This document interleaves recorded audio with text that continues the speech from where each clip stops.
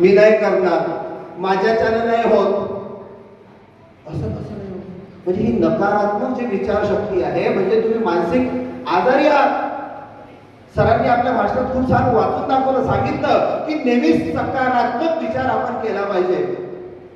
आपल्या आतून आवाज आला पाहिजे. अभ्यास करताना असा कसा होत नाही झाल्याशिवाय, असं कसं करिअर बनत नाही बनल्याशिवाय, असे कसे आई वडिलांचे स्वप्न पूर्ण होत नाही पूर्ण केल्याशिवाय मी राहणार नाही, असं आतमधून यायला पाहिजे. तेव्हा ते शक्य होईल. आपली आवड निवडायची आहे. आवड काय आहे, आपल्या क्षमता ओळखायच्या आहे. आणि काही विद्यार्थी इतक्या चुकीच्या पद्धतीने वागतात की त्या इल मधला आय सुद्धा खाऊन टाकला. आता उरलं यल यल. यल यल म्हणजे काय, लंगड़ा लूला. हम अपनी जिंदगी लंगड़े लूले की तरह जी रहे हैं, डिपेंडेंट हो गए हैं, दूसरों पर अवलंबित है. पता नहीं केवल अपने भारत देश में नहीं, माँ बाप बच्चों को 25-25, 30 साल तक पालते हैं और वही दूसरे देश में बहुत कम एज में बच्चे अपने खुद के पैरों पर खड़े हो जाते हैं. हमारे देश में 8वीं कक्षा का बच्चा घड़ी में समय देखना सीखता है और जापान में 8वीं कक्षा का बच्चा घड़ी बनाता है. आपल्याकडचे पोरं किती वाजले विचारतात, जातो मोठा काटा डोळ्यावर आहे, छोटा काटा. आई वडिलांनी मुलाकडे लक्ष दिलं पाहिजे. आई वडिलांनी मुलांशी संवाद केला पाहिजे.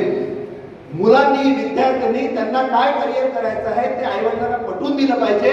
आणि सर्वात मोठा गोंधळ करिअर मध्ये तेव्हा होतो जेव्हा आपल्याजवळ त्या करिअर बद्दल पुरेशी माहिती नसते. लॅक ऑफ इन्फॉर्मेशन, माहितीच नाही आहे. मग आज मोबाईलच्या जगामध्ये एखाद्या करिअर बद्दल माहिती मिळवणं इतकं कठीण आहे का? आपण सहज सर्च करू शकतो, बघू शकतो, त्याबद्दल जास्तीत जास्त माहिती मिळवू शकतो. Yes or yes. आणि मग त्यानंतर आपलं करिअर आपण निवडू शकतो.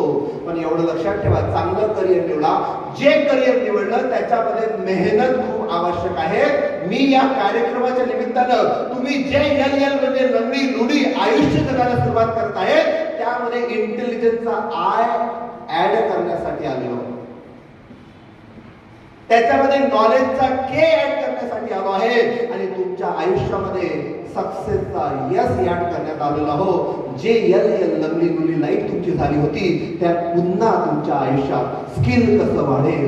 कारण तुम्हाला व्यावहारिक ज्ञान किती आहे, तुमच्यामध्ये वेगवेगळे कौशल्य कोणते आहेत, तुमची किती मेहनत घेण्याची तयारी आहे. आणि शिवाय अजून महत्वाचं आहे, विद्यार्थ्यांनी एक गोष्ट लक्षात ठेवायची, आपल्या घरची आर्थिक स्थिती काय आहे हेही जाणून आपण करिअर निवडायला पाहिजे. काही काही अभ्यासक्रमामध्ये खूप प्रचंड